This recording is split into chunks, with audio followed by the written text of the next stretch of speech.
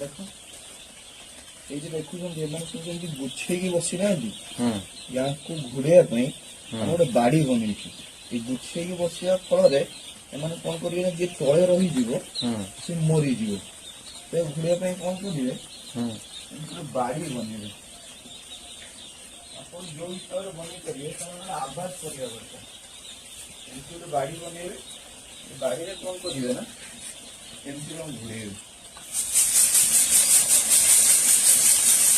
ଘୋଡେଇଲେ ସେମାନେ ଚାରିଆଡେ ଖେଳି ବୁଲିବେ।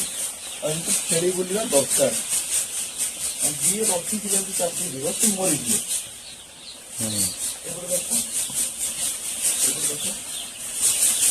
ଏଇ ସବୁ ବୁଝଉଛନ୍ତି ଏମିତି ଘୋଡେଇବାର।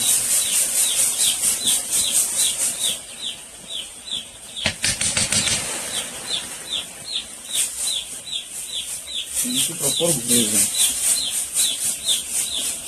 ଯେହେତୁ ଗୋଟେ ଛୁଆ ମାନେ ସେମାନଙ୍କୁ 7 ଦିନ ଏମିତି କରିବା ପାଇଁ ପଡିବ।